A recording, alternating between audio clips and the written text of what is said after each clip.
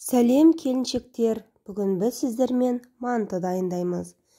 Ең алдымен мантының қамырын дайындап аламыз.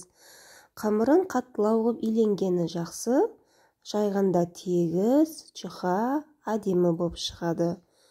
Бірінші кезекте жақсылап қамырды илеп, июі қанғанша қойып қоямыз. Содан кейін алдын ала мұздатыстан шыққан етімізді дайындаймыз. Сосын пиязымызды турап, жақсылап қолмен араластырып, тұзын, қарабұрышын сеуіп дайындап қоямыз салмасын. Мінекей қамырымызды жайын деп тұрмыз. Менде 2 зуалы шықты. Әдемелеп, тегістеп алып, біркелкетіп жайып шығамыз. Одан кейін табамызды майлап, дайындап аламыз. Астындағы табасын су толтырып, оны отта қойып қоямыз. Асты қайнап тұру керек. Міне әдеттегідей қамырымызды жайып алдық. Осындай бөліктерге бөліп алдық. Міне қамырдың жайылуы, жұқалығы, тегіс болып жайылғаны көрініп тұр.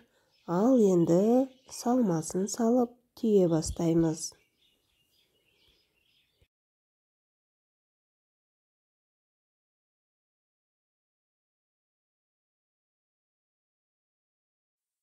Мантыңыз майлы, жеген кезде суы, сөле шығып тұратын керек болса, солай кішкене құйрық қоссаңыз болады. Мен бүгін қоспадым. Фарштың өзі майлы болды. Манты сондай нәзік, сулы болды, сочный дейді ғой. Әдемі болып шықты. Мінекей енді дайын болған мантыларымызды майланған табаға реттестіріп орналастырамыз. Ләжі болса, бұл табаға мантыны жиі салмау керек. Аралары ашық болса, манты жеке дара болып шығып, езілмей түседі. Міне осылай табамызға мантыларды орналастырып, 45 минутқа отқа қоямыз. Қатты жанатын отта қоямыз.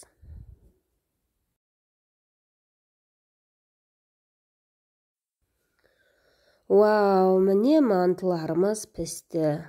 Сондай нәзік, жұқа, сөлді манты болып шықты. Ал міне осымен мантыны аяқтадық. Сіздермен бірге болған Ақмарал Исахова. YouTube каналыма Ақмарал Исахова десеңіз, менің толық рецепттерім, түрлі тәттілердің рецептері шыға келеді.